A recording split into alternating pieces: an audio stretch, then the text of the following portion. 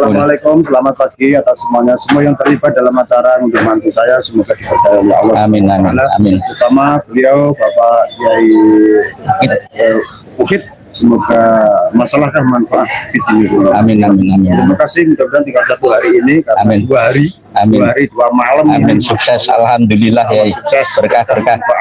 Terima kasih Bapak Yai Ukit Matepun dari Mataram. Terima kasih dari YouTuber Mataram. Ini pasukan PGN.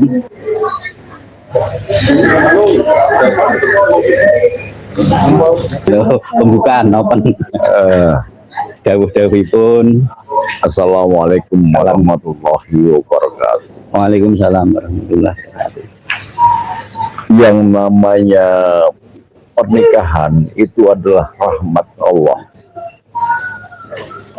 Manusia pertama yang dinikahkan oleh Allah adalah Sayyidina Adam dan Umi Hawa. Tapi melewati perjuangan yang demikian berat, sehingga melahirkan anak pinak sedunia ini, berbagai suku, berbagai bangsa, sehingga Allah menganjurkan semua keturunan Adam dengan ya ayyuhan nas inna khalaqnakum min dzakari wa unsa wa ja'alna syu'ban wa qabaila lita'arafu inna akramakum indallahi atqakum, bahwa sesungguhnya manusia itu dibikin dari Sayyidina Adam dan Hawa, dari manusia laki-laki dan perempuan. Untuk apa? Untuk beranak pinak, kemudian menjadi bersuku-suku, berbangsa-bangsa. Semuanya ditujukan setelah bersuku-suku, berbangsa-bangsa, bergaul, saling ta'aruf, dan diuji oleh Allah. Dilihat bukan nasabnya, bukan keturunannya, bukan kastanya, karena sama manusia itu. Nggak ada yang tinggi, nggak ada yang besar, nggak ada yang kecil, nggak ada yang rendah.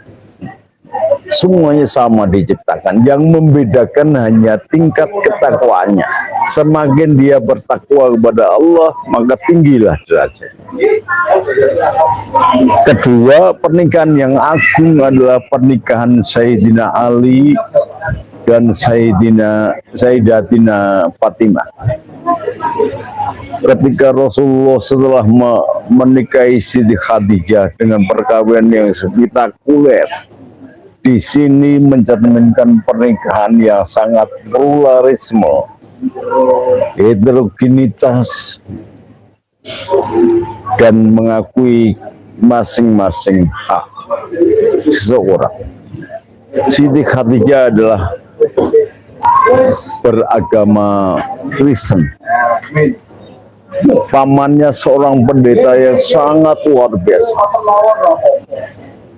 Lalu menikahnya Sayyidina Muhammad dengan Sayyidina Khadijah dengan cara Kristen.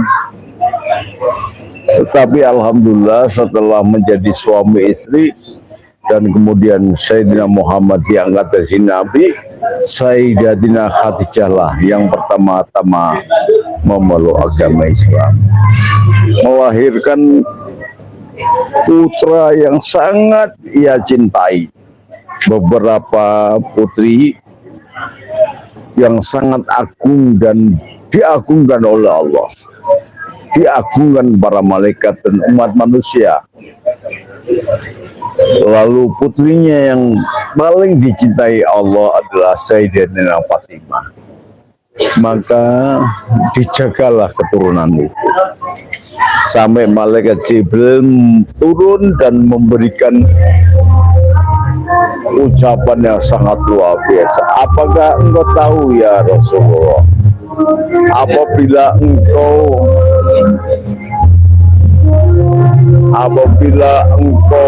berdoa dengan menyebut nama ini, maka dikabulkanlah doa itu. Apa itu? Li khamsatun utubi biha al-mustawa al li khamsatun udhibiyah kharu baba il khatimah al Mustafa wal Murtado wa benahuma wal Fatimah.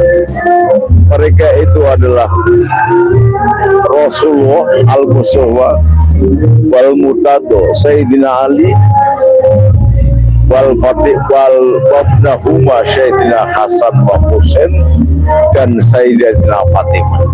Oleh sebab itu ketika Sayyidina Fatimah akan dilamar oleh Sayyidina Abu Bakar, akan dilamar oleh Sayyidina Umar, Rasulullah menolak dengan halus. Karena apa? Karena keturunan Rasulullah dijaga dengan benar. Maka akhirnya ketika Sayyidina Ali yang kurang pede dengan niatnya, tetapi dia mencintai Sayyidah Fatimah, ingin menikahi putri Sayyidina Muhammad, namanya Sayyidina Fatimah,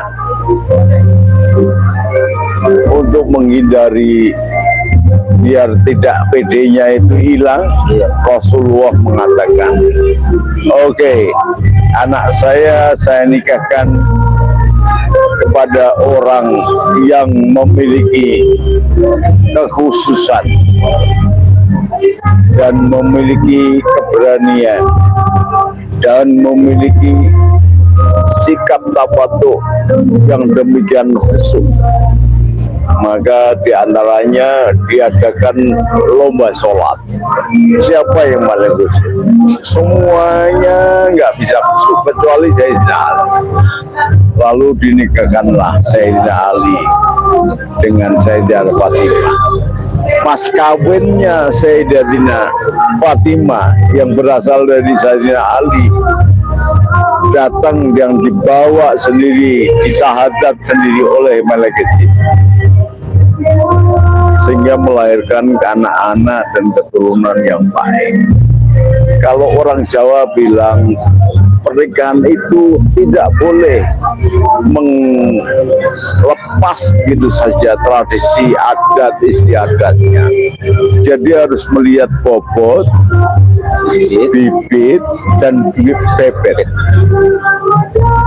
Tapi ketiga ini kalau tidak ada, cukup dengan agamanya yang baik.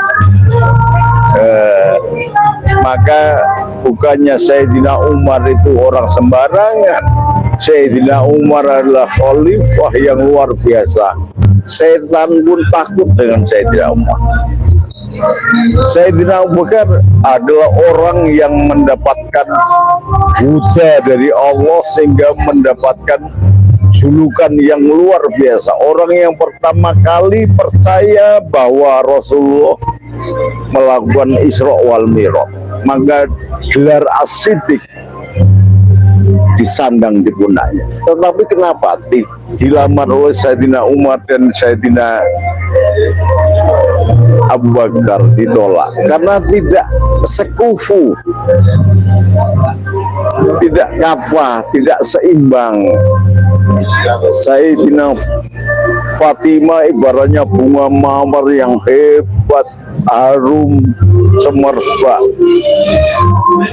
Kalau dilamar orang yang lain, Sayyidina Ali juga begitu. Orang lain barangkali tidak sukunya di situ, usianya tidak sama, kemudian pengalaman hidupnya tidak sama. Kalau Sayyidina Ali masih muda, tegar, hebat, masih saudaranya sendiri, dan ini rahasianya, keturunannya itu masih terjaga. Sayyidina Ali adalah anak pamannya Abu Thalib. Sayyidina Ali adalah anak pamannya yang merawat Rasulullah waktu muda. Dan Sayyidina Ali dimomong oleh Rasulullah, jadi sudah mengerti kelakuan normanya, akal adat istiadatnya, sopan satunya, ilmunya sudah tahu semua. Maka Rasulullah sangat memuji Sayyidina Ali. Ana wa Ali kama Musa wa Harun. Ana Madinatul Ilmi, Ali Babul Ilmi. Aku adalah kotanya ilmu, dan pintu gerbangnya adalah Sayyidina Ali. Jadi sesungguhnya kalau ada nabi baru, Sayyidina Ali lah nabi baru. Karena Musa nabi, Harun nabi, dan Rasulullah mengatakan aku dan Ali adalah sama dengan Musa dan Harun. Ini kenapa? Karena untuk menjaga keturunannya kelak mewaris Rasulullah. Demikian agung, demikian tingginya, sehingga orang-orang sekarang kemudian biar bisa merasa dapat sebab, bisa mendapatkan martabat, orang semua mengaku-ngaku ahlul bait. Ya ini ya, yang menarik ini saya garis bawahi ya. Kami kan terus terang saya Laskar Mataram Raya dan saya Panglima Laskar Mataram Raya yang bergerak di bidang perjuangan Wali Songo, PBI sama Kiai Abbas. Kami ingin mendudukkan kembali marwah Kiai Nusantara, apalagi kami tidak rela kiai-kiai kami diperlakukan tidak adil oleh mereka yang sementara mengaku sebagai duriah Rasul ya. Padahal karena kecurigaan kami, maka Kiai Mat sama Kiai Nur Hasan Sidogiri mendawuhkan untuk menyelidiki hal itu apakah benar, tapi ternyata ditemukan bahwa memang tidak nyambung, pantesan tidak nyambung, maka akhlaknya seperti itu. Dan kami prihatin yang dilakukan oleh oknum-oknum itu terhadap Kiai Nusantara, termasuk korbannya orang Yahudi itu termasuk Gus Nuril. Kami sangat menangis saat lihat videonya Gus Nuril. Saya sebagai Gus Nurian, saya itu juga ini prihatin tentang itu. Maka saya tadi waktu Gus dawuh tidak ada kemuliaan kecuali karena ketakwaan, bukan karena nasabnya. Jadi saya tergerak. Iya. Berarti ini Gus Nuril insya Allah menaik seperjuangan sama kita ya. Lo kalau sebenarnya GGNU itu nasabnya Wali Songo. Iya. Jadi saya masih turun ke 11 Sunan Giri. Iya. Tetapi bukan itu. Iya. Kan kita tidak pernah membangga-banggakan nasab. Kata Sayyidina Ali, jangan katakan ini loh bapakku. Iya. Tapi Sayyidina Ali mengatakan ini loh aku. Artinya apa? Berbuat dulu, terkenal dulu, alim karena terkenal karena kealimannya, terkenal karena kesopanannya, terkenal karena patriotismenya menjaga bangsa dan negara, terkenal karena perjuangannya, terkenal karena mampu menyatukan berbagai suku, berbagai bangsa, berbagai bahasa, berbagai agama. Ini yang dilakukan oleh Wali Songo. Maka dakwahnya Wali Songo tidak caci maki, dakwanya halus lewat budaya. Semua orang sampai sekarang menjadi Islam yang sangat besar di Jawa, bahkan melebihi dunia. Jadi jumlahnya orang NU saja dibanding orang Islam, tambahan Arab Saudi, ditambah Yaman, ditambah Qatar, ditambah Irak, ditambah Iran, ditambah Uni Emirat Arab, ditambah Yordan, masih banyak jumlah orang NU. Iya. Nah, ini kan menunjukkan bahwa dakwatul Islam Wali Songo lebih berhasil daripada orang-orang Arab yang kemarin sore semulanya. Iya, ternyata nggak bisa minasari jujur yang sebenarnya. Jadi tidak sembarangan, bukan kemudian diklaim ini perjuangannya nenek moyang. Orang-orang Yaman itu datang ke sini cari hidup, cari makan. Karena di sana negaranya tidak aman, perang terus antar suku. tandus dan tidak menghasilkan apa-apa, negara paling miskin di dunia. Sampai kotanya aja dinamai Hadramaut ya. Iya. Kemudian sekarang sudah pecah, Yaman Utara, Yaman Selatan. Nah, mereka itu kemudian berbondong-bondong mencari selamat ke Indonesia. Bangsa Indonesia ini menerima dengan baik, menganggap dengan baik. Daripada jualan minyak nyong-nyong, jualan tiker, jualan jam sambil nipu, jualan kacamata, diberi kesempatan untuk di bidang dakwah. Karena sama-sama ayatnya sama, ini akramakum indallah atqakum. Mari fasabilu khairat, berlomba-lomba dalam berbuat kebaikan. Orang Jawa sangat santun, sangat sopan. Nah, tetapi kalau kemudian semakin ranya, tamu kurang ajar, tak kemplang sudah. Iya. Saya anjurkan senopati PGN di seluruh Indonesia. Sekarang tidak zamannya lagi. Kalau ada Habib yang masih coa-coa, nggak karo, nggak sopan, turunkan dari panggung. Iya, kami juga sebagai Panglima Laskar Mataram mengimbau kepada warga kami juga bekerja sama seluruh laskar, aliansi Laskar Nusantara termasuk PGN untuk bahu-membahu mengangkat marwah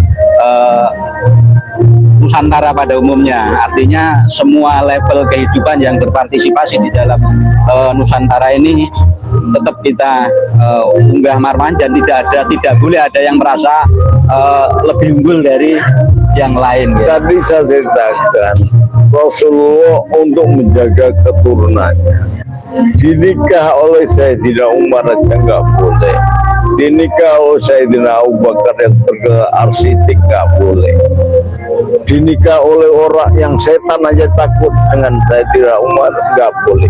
Karena apa? Menjaga keturunan.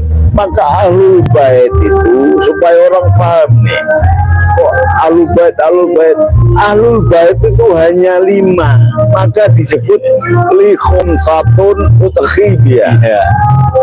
Kharol wabail khatimah al mustafa Rasulullah wal murtado Sayyidina Ali wabnahuma Hasan wa Husain wal Fatimah Sayyidina Itu sering diungkapkan Mbah Mun ya. Iya, di luar itu enggak. Bukan ahlul bait. Ada pada saat itu Malaikat Jibril turun membawa doa itu, tawasul itu, masih ada Rubaya, ada yang lain. Lalu bagaimana saya Rasulullah? Istri-istrinya, anaknya juga tanya, bagaimana saya Rasulullah? Engkau menjumlatil solehah, tapi bukan ahlul bait. Ahlul bait hanya 5. Nah, kalau sekarang orang berasal hanya jualan minyak nyonyong lalu mengatakan keturunan Nabi apa? Saya mungkin juga, Nabi Adam itu.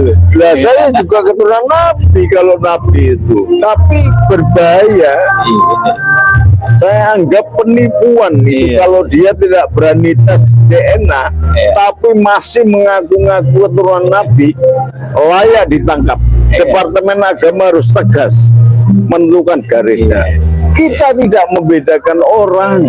Mestinya pemerintah sama lembaga-lembaga terkait sebagai hakam ya. Harus tegak. Ada ahkam, betul. Jadi diadili benar apa enggak, sesuai dengan enggak. Kalau enggak, ya jangan ngaku-ngaku. Karena Islam itu menghargai ilmu. Yarfa'illahu ladina manumi waladina utul ilma darajah. Jadi orang yang memiliki ilmu akan diangkat sekian derajat oleh Allah. Tetapi bukan nasab, kalimatnya utul ilma darajah, bukan utul nasab darajah.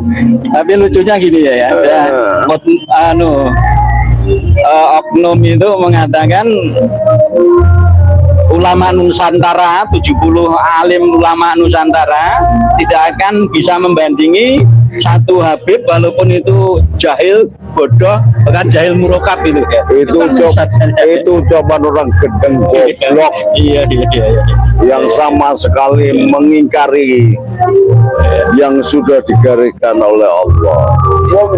Allah sendiri kok mengatakan ya fa'ilahu ladina manumikum waladina ulul darajat. Kalau ada Habib ngomong begitu, dia berarti tentang gosela. Kalau ada di depan saya tak kapok cangmil kan, tidak bisa diajak sopan santun, dialog tidak bener, tak kapok bener. Ya berarti ada kaidah kan, kalau dulu saya diajarkan kalau mendidik manusia dengan cara manusia tidak bisa, ya dididik dengan cara hewan ya. Enggak, gitu tadi, enggak. Budaya Jawa itu gini, tupak, bujang, esem sang bupati. Jadi kalau bupati itu salah, dia esem aja udah tahu. Tapi model kerucuk yang ngaku-ngaku HP kacangan begitu, kapok, biar ngerti gitu loh. Ini ya, setelah nangkap keresahan kiai sepuh di Madura ini, kalau tidak diberesi nanti jadi bom waktu, karena Madura Jawa Timur yang paling ini ya, paling banyak menjadi korban. Sampean dikepiake PGN diajak langsung. Jadi kalau ada HP begitu sekali-sekali ya, kalau polisi tidak ambil tindakan, departemen tidak ambil tindakan, biar PGN yang mengambil tindakan. Siap. Terus begini ya, dalam kami edukasi ke warga Nahdlatul Ulama, karena korban yang terbanyak itu Nahdlatul Ulama, mereka kiai-kiai yang masih belum tahu itu selalu berpatokan begini. Lah kiai-kiai sepuh dulu baik-baik sama Habib, itu yang Mbah Hasyim Asy'ari baik sama Habib, terus itu Gus Baha juga baik sama Habib, terus kiai-kiai sepuh juga baik sama Habib. Itu mereka tangkap sebagai menisbatkan nasab. Itu alasan mereka masih kekeh. Itu menurut Mbah Gus Nuril bagaimana itu untuk teman-teman kita yang masih berpikiran seperti itu? Jangankan dengan manusia, binatang pun harus disayang.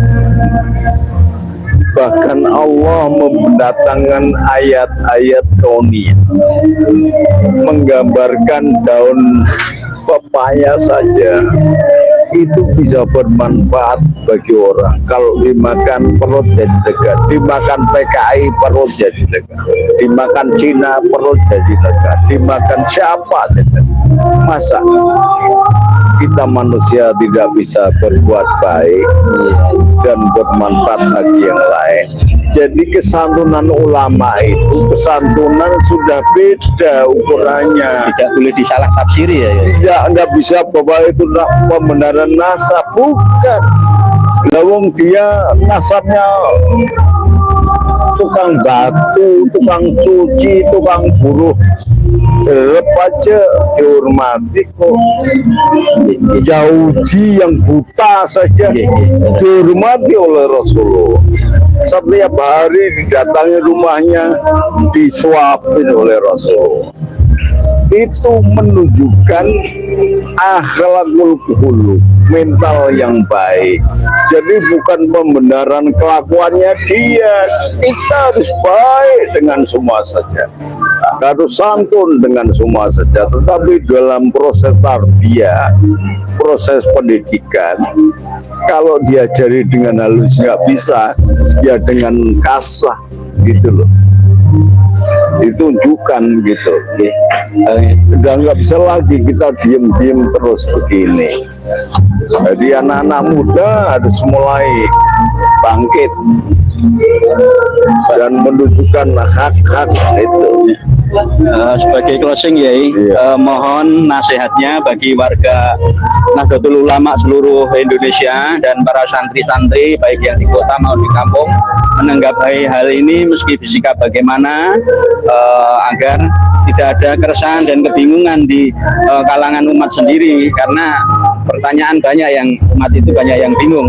Sementara PBNU diam saja ya. Mohon closingnya untuk ada ayat ketika Sayyidatina Fatimah dengan Sayyidatina Aisyah ribut karena pemasan perang, lalu turun ayat karena yang satu mengatakan Muhammad itu suamiku, yang satu mengatakan Rasulullah itu bapak.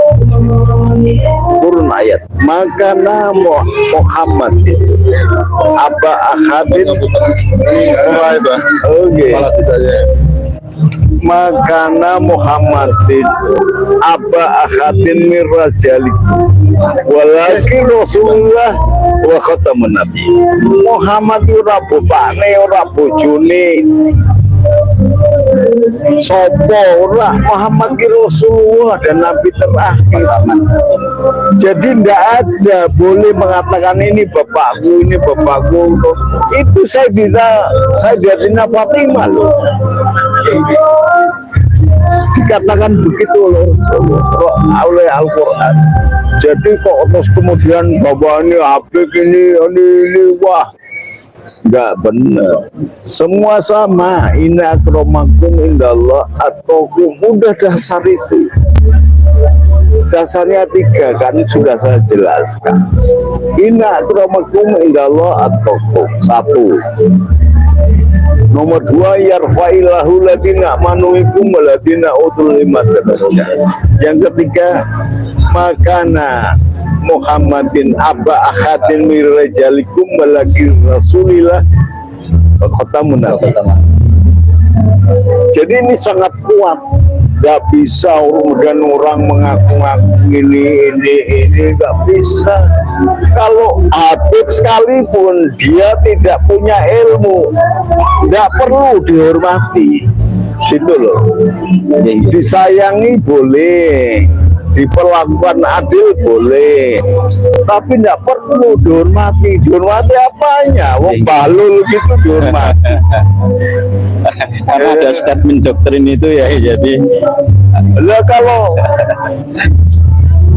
Habib Bahlul dihormati apanya itu nanti? Sementara Allah menegakkan kehormatan itu tertumbuh pada ilmunya, bukan nasabnya. Loh, ya berarti menghormati Habib Bahlul, model Bahar, model yang lain-lain itu ini dolim malahan itu, menentang Allah itu malahan gitu loh. Jadi harus berani tegas, nggih, matur nuwun. Harus berani kita. Maka orang Indonesia, Anda itu diciptakan oleh Allah melalui Nabi Sis yang derajatnya lebih paling tinggi. Nabi sedunia itu adalah Nabi Sis. Baru terakhirnya Nabi Muhammad. Nabi Sis itu yang ditugasi menjaga surganya Allah. Mana itu? Nusantara. Mana itu? Jawa Dipa. Maka Jawa Dipa Nusantara ini dulu menjadi imperium yang sangat besar sebelum muncul imperium Barat dan imperium Timur. Jawa Nusantara ini memiliki budaya yang sangat tinggi. Kalau orang-orang Arab itu mengatakan budayanya tinggi, ada nggak orang Arab yang bisa bikin Borobudur? oh, enggak ada. Ada nggak yang bisa bikin Prambanan? Budaya mereka perang ya. Budayanya mereka hanya perang. Itu Ka'bah, tolong berikan ini. Ka'bah kalau di Jawa diukir, bukan godongan kayak batu batako begitu. Iya. Sangat. Kenapa? Karena wallahu jamil yuhibbul jamal. Allah itu cantik, maka menyukai keindahan. Lah kalau dia memang orang-orang Arab ini budayanya tinggi, pasti cinta keindahan. Bukti keindahan apa? Budayanya akan kelihatan indah-indah. Pakai-pakaiannya gerobang-gerombong kayak orang bantal begitu. Dinilai dari budaya apa? Dia mengatakan jangan menyerupai satu kaum. Kalau laki-laki harus seperti laki-laki, perempuan seperti perempuan. Nah, dia pakai long dress kan pakaian perempuan. Ya, kalau ucapannya itu kok nggak gendah gitu. Yang mengaku Habib tapi kacangan keturunan Yahudi, Al-Yamani itu keturunan Yahudi. Yahudi Askenazi ya. Iya. Hasil DNA Nah, jelas dia orang Yahudi. Dan yang mengaku Habib itu nenek moyangnya orang-orang yang dilaknat oleh Allah. Iya.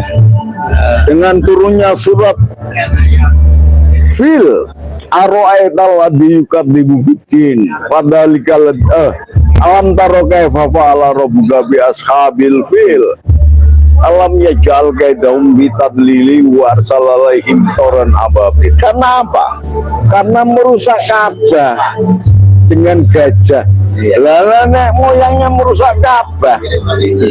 Dilaknat oleh Allah. Kok ngaku keturunan Nabi siapa apa?